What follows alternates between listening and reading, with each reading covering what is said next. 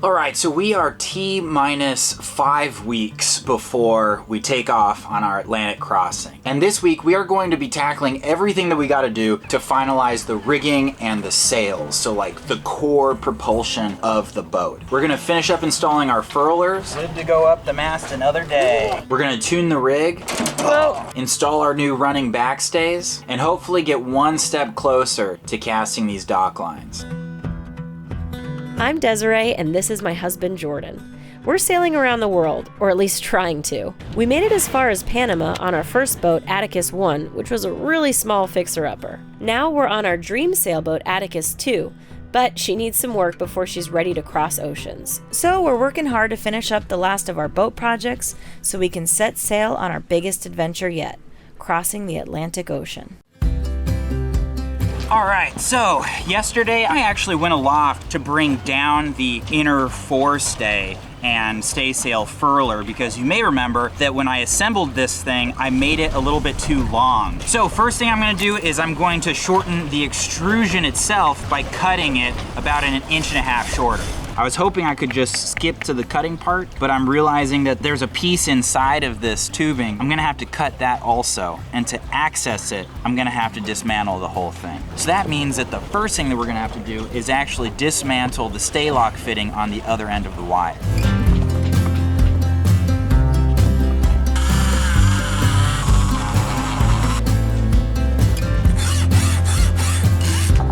Well, now that I got the stay lock fitting off on the other end, I'm gonna start with cutting the extrusion up here, and then I'm gonna push the part that's on the inside out from the other end, and then cut that.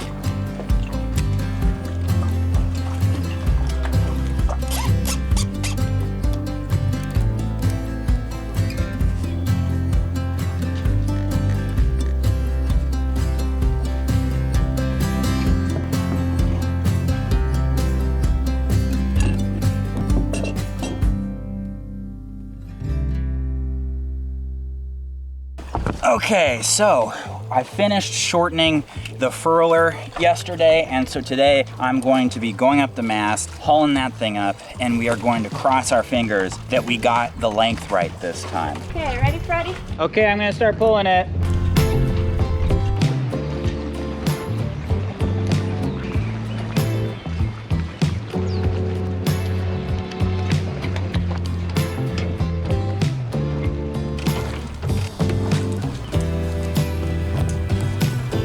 To go up the mast another day. Good boy. He made it. Okay, so this is the moment of truth, because if we can elongate this rigging screw enough for it to attach here, then we know that we'll be good, because at this point I erred on the side of making this thing too short rather than too long. All right, so it made it, and we've got plenty of room in this rigging screw to tighten this thing. I think we're good to go there.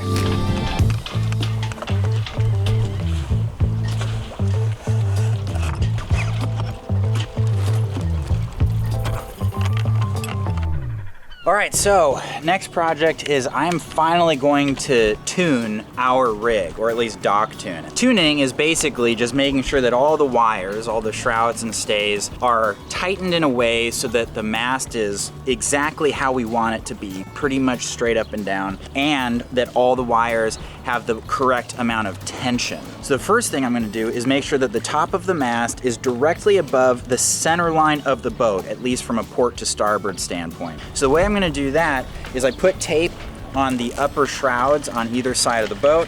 I put some tape on the halyard that's holding me up here, and I'm gonna bring myself very gracefully out here to the shrouds, and then basically draw a line that matches exactly the line that's on the halyard on this piece of tape. And I'm gonna do that on both sides of the boat, and then that'll basically give me a measurement that I can measure from like the chain plate up to that mark.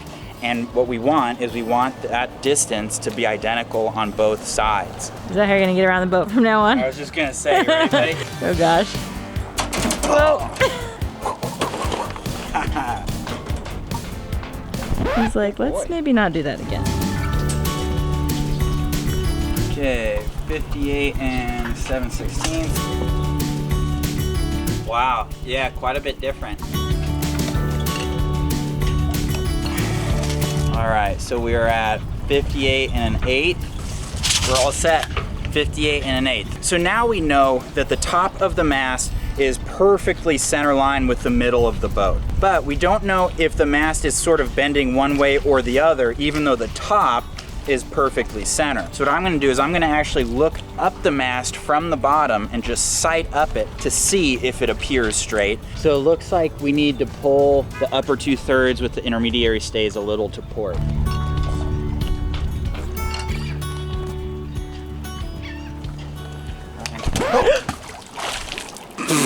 Oh no.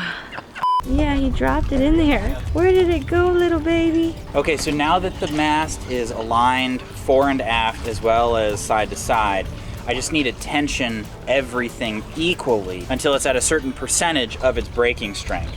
And so that's what this tool is gonna help me do. And according to the Rigger's Apprentice, which is like the Bible for rigging, the lowers here should be 10 to 12% of their breaking strength. The intermediary should be 12 to 15%, and the uppers should be 15 to 20%. And so this tool actually has a little chart here that shows me like at what percentage I'm at for different wire sizes. All right, so the mast is straight up and down. All the rigging is tensioned correctly, so we're all tuned up. So I'm super stoked because I just installed our brand new Dyneema running backstays. We're gonna be using running backstays as a way to support kind of the midsection of the mast. So if you think about how the boat rigging works, we've got the forestay and the furler for the Genoa, and that goes to the top of the mast, and the backstay kind of counteracts the forces that occur with the Genoa and the forestay. Well, if you think about the inner forestay and the staysail furler, there's nothing on the back end of the mast that supports or counteracts any of those forces. And that's where these running backstays come into play. They're removable, so we can come up here and stow them so they don't get in the way of the mainsail and the boom. But I can really quickly disconnect them here, deploy them, and tighten them so that the mast is really well supported.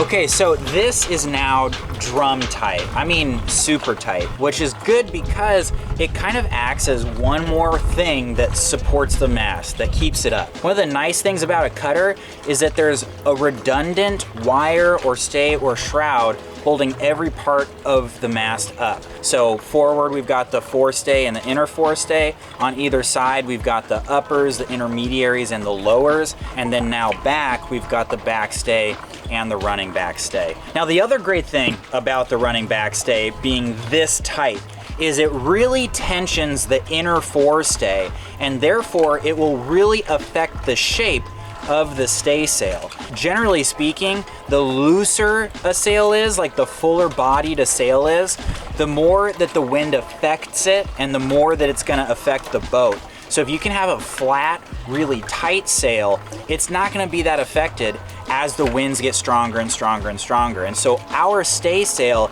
is kind of gonna be our storm sail. And you can see before we tightened up on this running backstay, the inner forestay was fairly loose. Now when I go up there with the running backs tightened up, you can see the inner forestay is really, really tight. So I do wanna give a huge shout out to Caligo Marine.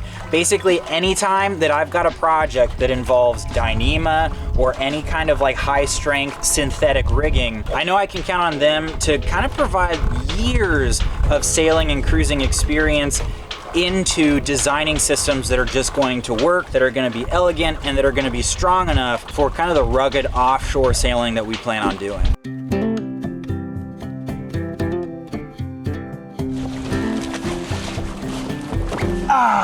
All right, I am so pumped because today our head sails from Precision Sails just came in and we are 100% ready to bend these bad boys on. Oh, that was heavy. You'd hit the gym a little bit more, buddy. There you go. So I'm gonna take this thing out, unflake it, and then bend it onto the furler. Do the same with the staysail.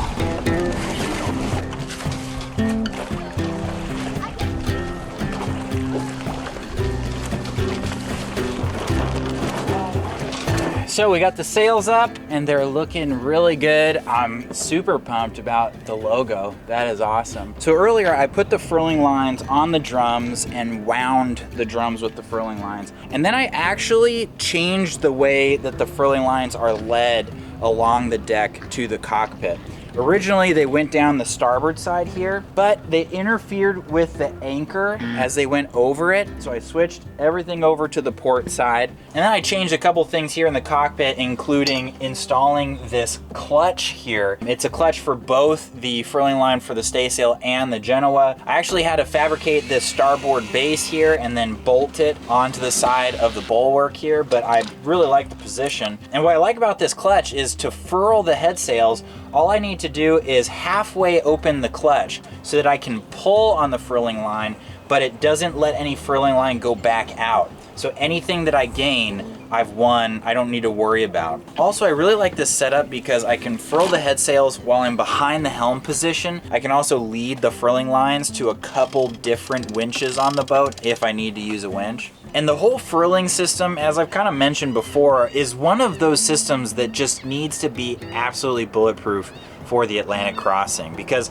if there's one safety thing to be concerned about, it's the ability to reef the sails to reduce the sail area when winds start to pick up. And with this new system and setup, I think it's going to be really easy and convenient for us to do that quickly and efficiently and at a minute's notice. So I'm feeling really confident about this.